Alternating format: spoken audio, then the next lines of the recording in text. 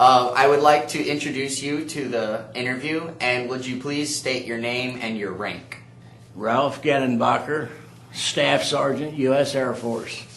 All right, and where were you born and raised? Right here in Quincy, Illinois. And at the time of the war, were you in a relationship with anyone? No. You were single when you started the war? Yeah, I was only 19. Did you have any children at any point during the war? Any which? Any children at any point during the war? No. No?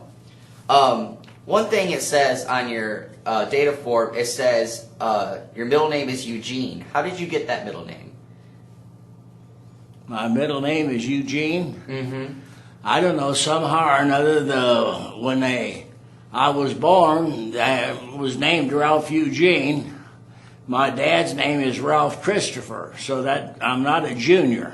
Okay. But when they pulled out my birth certificate, instead of having Ralph Eugene on it, they had Ralph Jr. And I had to change that when I went in the Air Force. So where did you live or work during the war? During the war? Yes. In Tokyo, at Yokota Air Force Base. What made you go to Tokyo? What made me go there? Mm-hmm. The bosses. No, I went in and I went to Shepherd Field and took basic training. Mm-hmm. Now this was before the Korean War started, but they had a hunch that this is going to start. So they took, the name of the base is Shepherd Field in Texas. Mm-hmm. And they took this Shepherd Field and took it from a basic training and made an airplane and engine mechanic school out of it. So I stayed right there and I went through 8 months of airplane and engine mechanic school. And then there was 37 of us graduated, and they sent us all to what they call the Far East. Mm-hmm. It's the Far East, they got to ship you west to get you there. So at the training area, what kind of training did you receive there? Well, basic airplane and engine, hydraulics, electronics, sheet metal, everything it takes to be a crew chief. Did you develop any friends, any good friends from your training there? Oh yeah, I had a lot of them, but I mean, they didn't last for after I got out of the service. I didn't keep up with any of them. On your data, it says something about Major Johnson. Can you tell me who that was? Major Johnson? Yes. Yeah, in other words, see, as a crew chief, you have a pilot and a crew chief. Mm-hmm.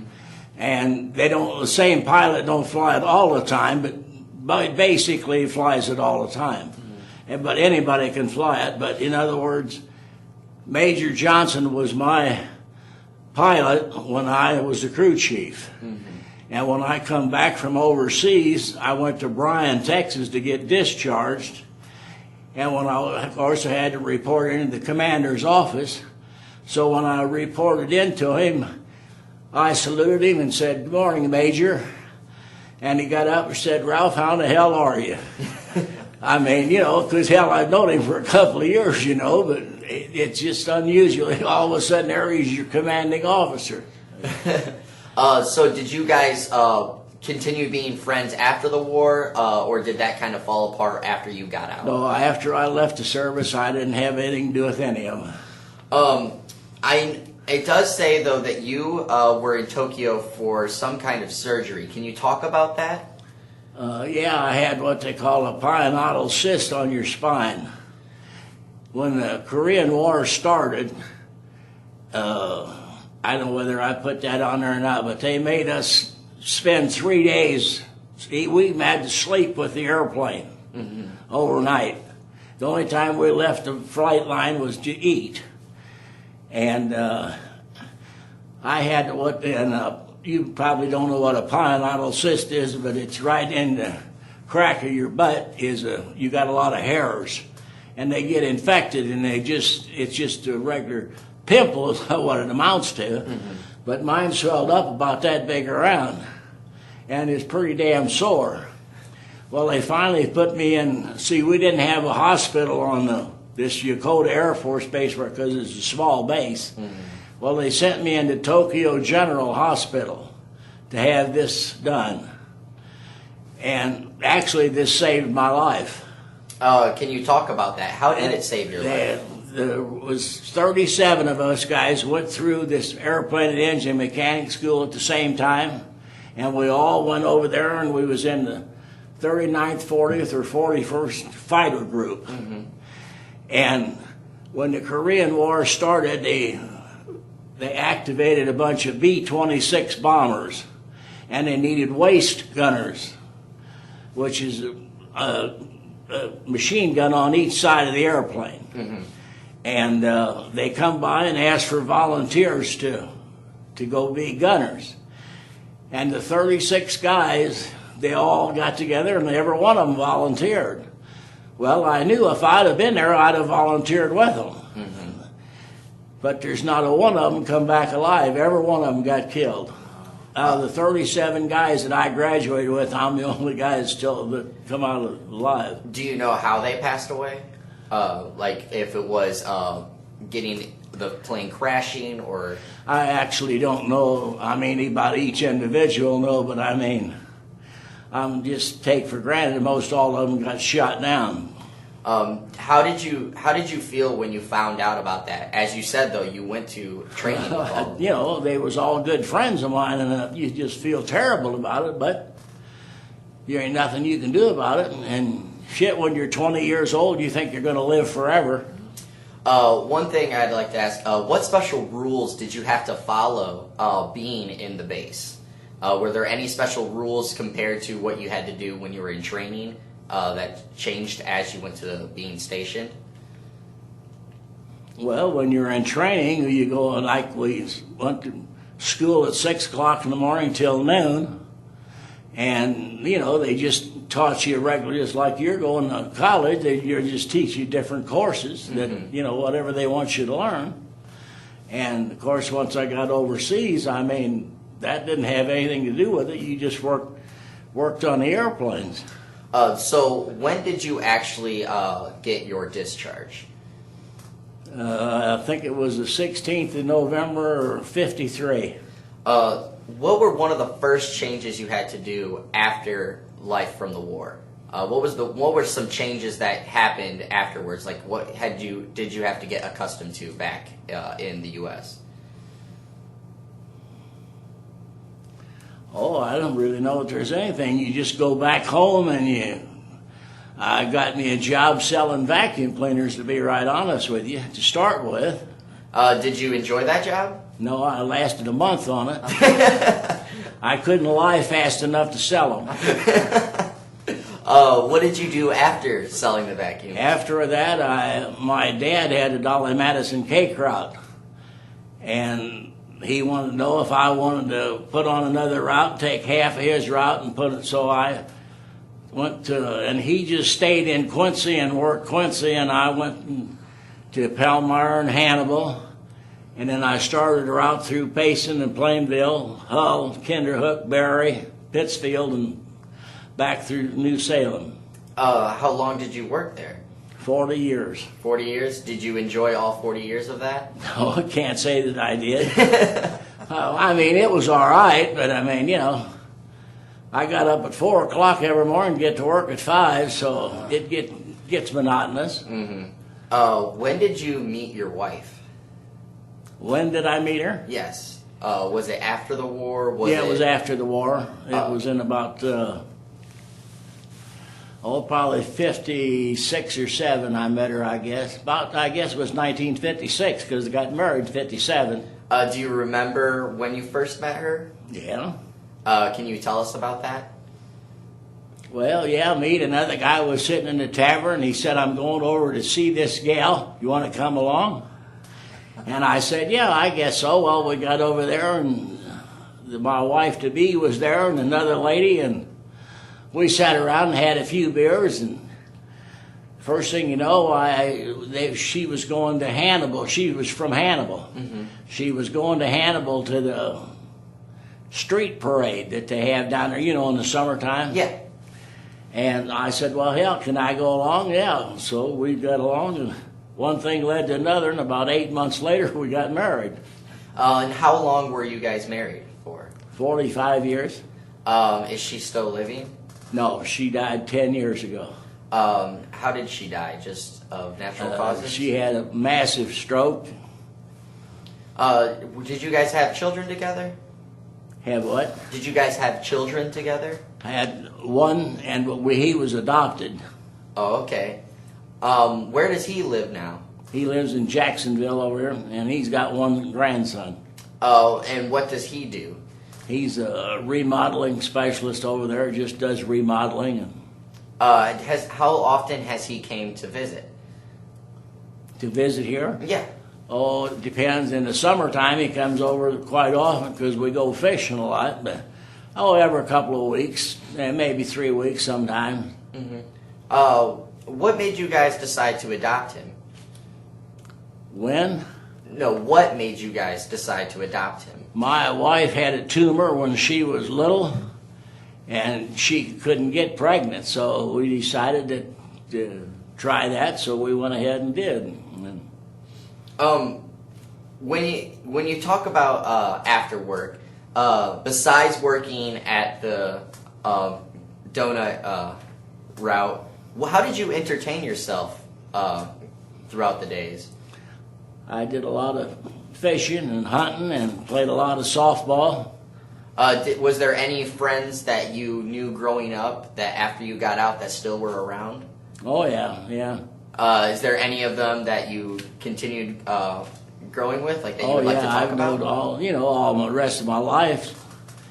But the funny thing about that was there was 5 of us that was pretty close and all run around together. And 4 of them, I'm the only one of them that's alive. So I guess the good Lord likes me or something. I think so. After the war and looking back at it now, what is your opinions on war? I think it's the biggest waste of time we ever had. And I proved that down in Pfeiffer just about 2 months ago. How did you prove that? They come across there and they sent a colonel out of Washington, and all the guys that was in Korea, they had them all come down and they give us what they called a certificate of appreciation. And I went down there, and there's about 70 or 80 guys that's out here that's in the Korean War. And they're all in wheelchairs. They're all shot up. They don't know where in the hell they're at. They don't know what's going on. In other words, it's just a complete waste of all of our lives. And what for? And we still got 39,000 troops in South Korea, and all we're doing is making them rich. Now they're making the Kia cars, and they're stealing the car business. And all we're doing is just taking money out of this fountain and just giving it to them. And been doing it for 60 years. And they don't even appreciate it. They cuss us up one side and down the other on account of we're stupid. And we are. Some people love war, and sometimes I wonder where that comes from. What is it about people that like the war? Money? Money drives war? I say there's a certain amount of people that want power, Yeah, but basically it's money. I think so. Look at Halliburton and George Bush and all of them, how many millions of dollars they're making off of the Iraq War. Exactly. How many siblings did you have growing up? One. Oh, One? wait a minute. No, I have one brother and one sister. One brother and one sister? Do they still live, or? Yeah, they're both still alive. Where do they live at? They live here in town. How often do they come and visit? Oh, every couple of weeks. What were their opinions when you enlisted into the Korean War? I couldn't tell you that. They didn't have no opinion. They didn't have no choice on it. What were your parents' opinions on it? Well, my parents, I was only 18, so they had to sign for me to go ahead, so they was all right with it. None of them ever voiced saying that they were, scared that you were joining? No. after the war, being gone for the entire time, what was the relationship like when you came back to your family? Like, were they relieved to see you again? How often did you write to them while you were in Tokyo? Well, that's one of the things I'm sorry about, and I didn't realize it at the time, but when you're 21 years old, you don't know what's going on in the world. You just think you do. Mm-hmm. And I did not write my mother near as much as I should have. And to this day, I'm sorry for that. If I had to do over again, I'd write her about 10 times as much as I did. But I'm just not the type of person I can stand here and talk to you all day, but when it comes to putting it on a piece of paper, I write one page and I'm done. Did you ever tell your mom that when you were back? Have a what? Did you ever tell your mom that when you came back? That you were sorry you didn't write as often? No, not really. When did your parents pass away? Let's see, my dad passed away in 76 and no, that's not right. He passed away when he was 76. He passed away in 82. And my mother passed away in 93. All right. What was your most memorable experience during the war or in training?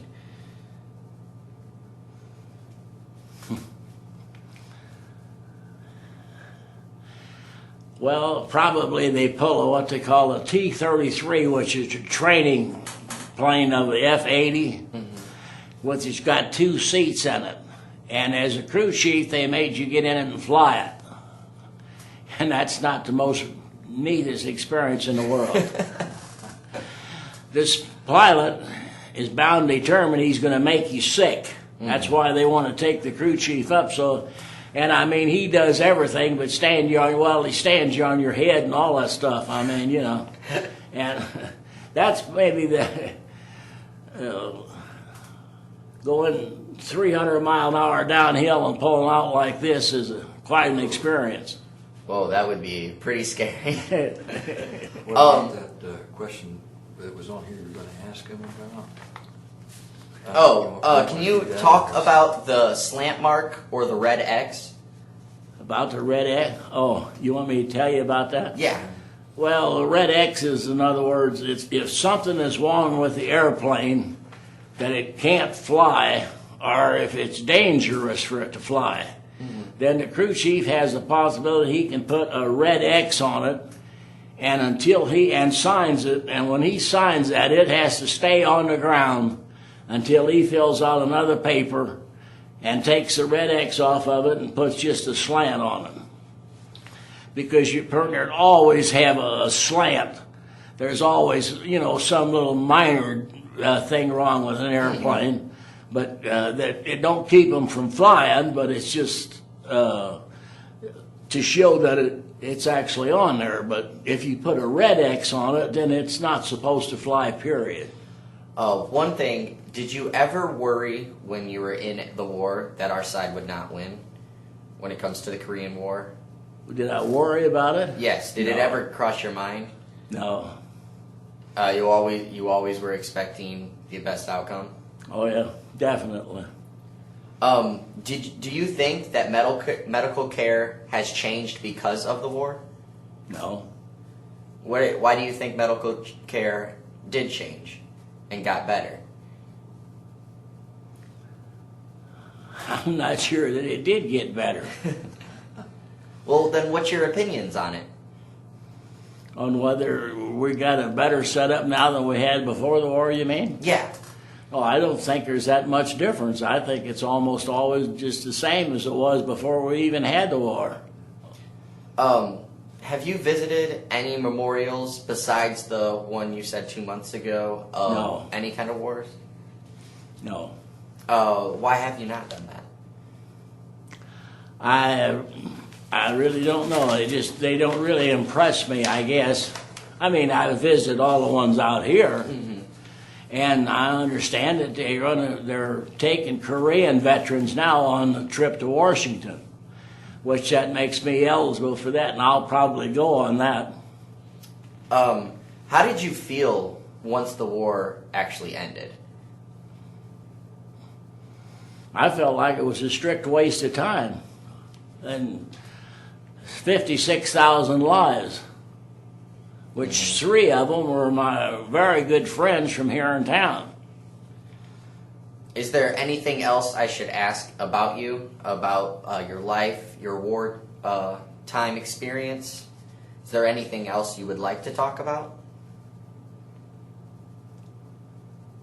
No, I don't really know particularly, unless there's something that you just naturally want to know. I can. Well, let's see here. After the war, or before going into the war, what were your opinions about war before you enlisted? Oh, hell, I don't think as an 18-year-old I had an opinion. You just kind of...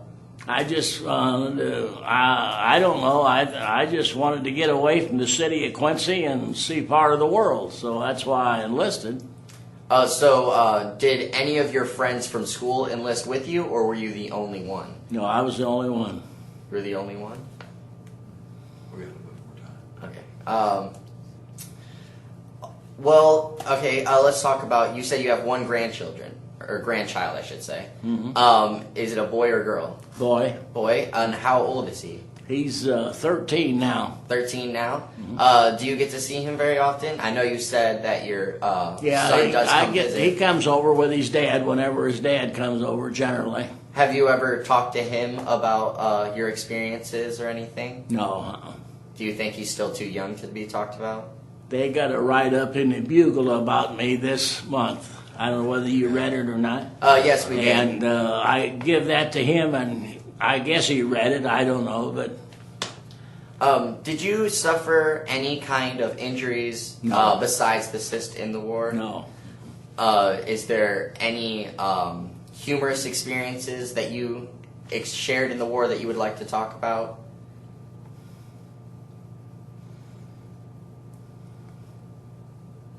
No, not particularly.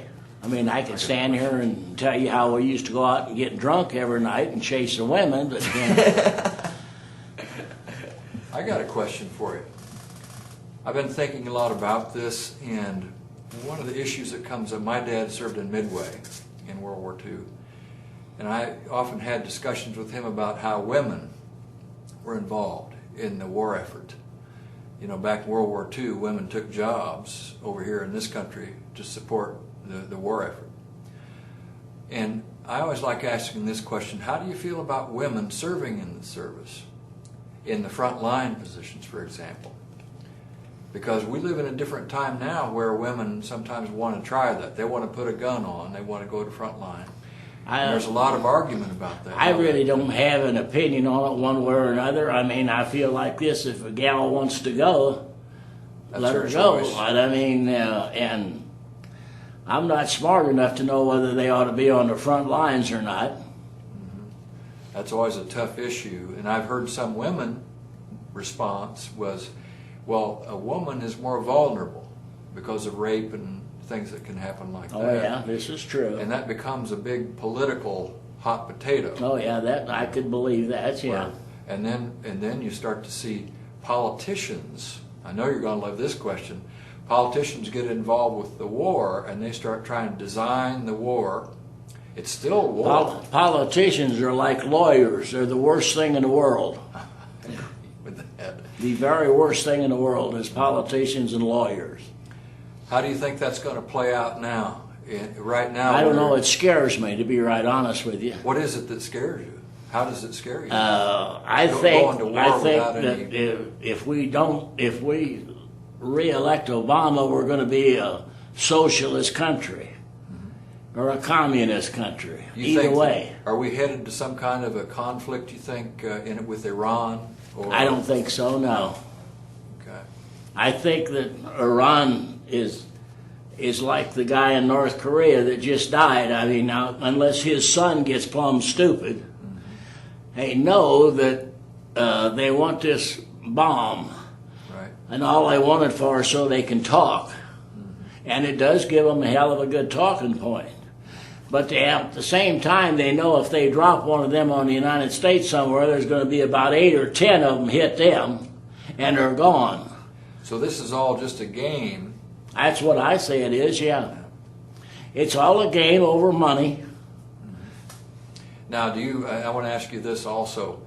Whenever I watch the news, Oh, yeah. Well, I never watch it because I'm blind, but I listen to the radio all the time. and what does that, how does that make you feel when you hear the radio talking about the war or about conflict?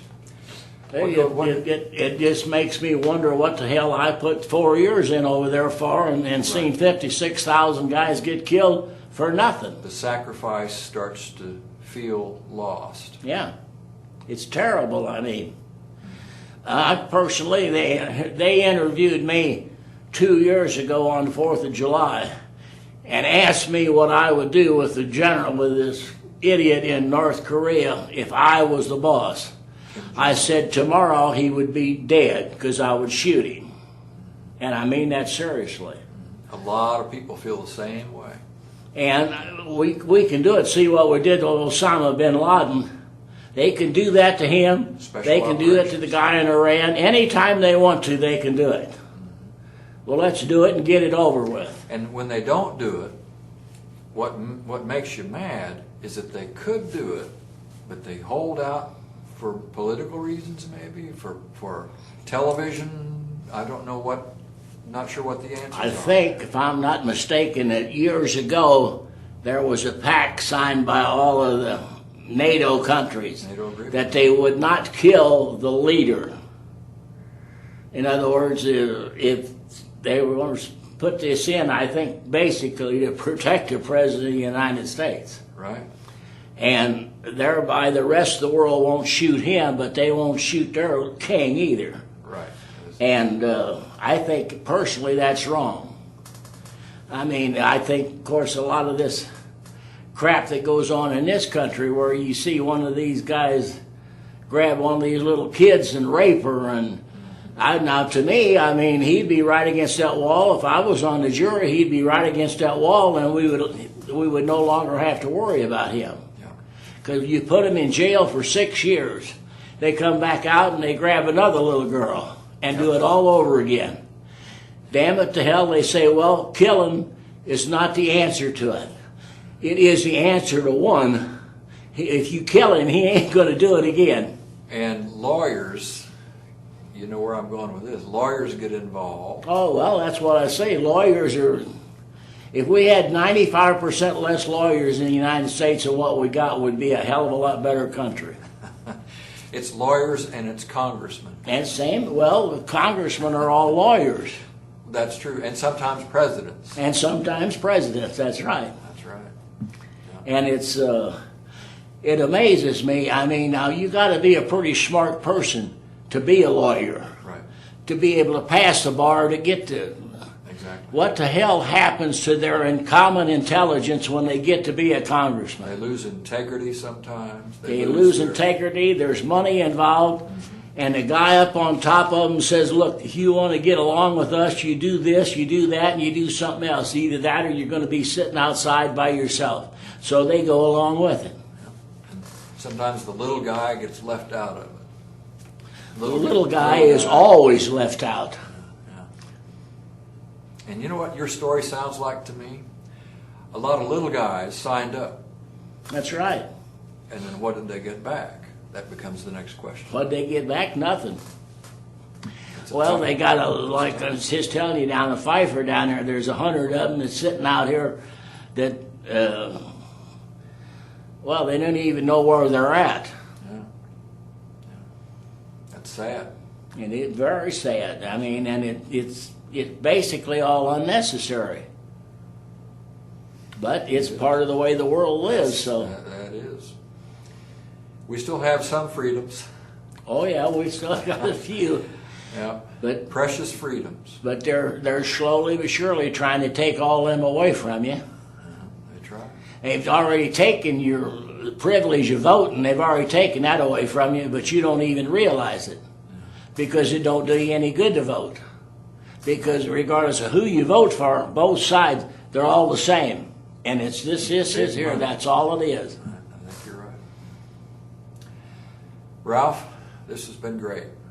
We got a chance. Would you like to close this out? Yeah, I'd really like to appreciate you sitting down, interviewing us, having this great discussion. What are you studying at college? I am actually a broadcasting communications major.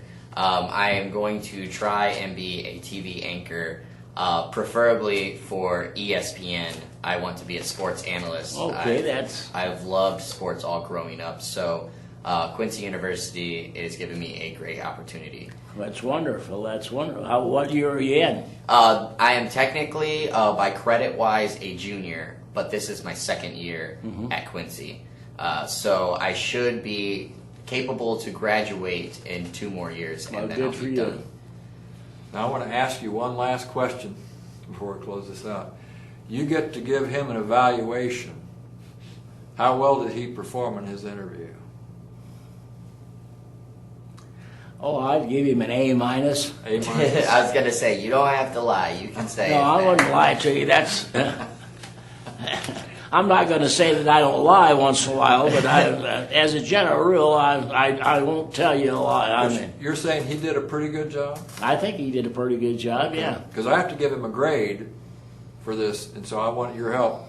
That's why I'm asking you about this. Are you going to give him an A minus or? Well, I'll reconsider. We'll talk. I may give him an A, but he does better than a C.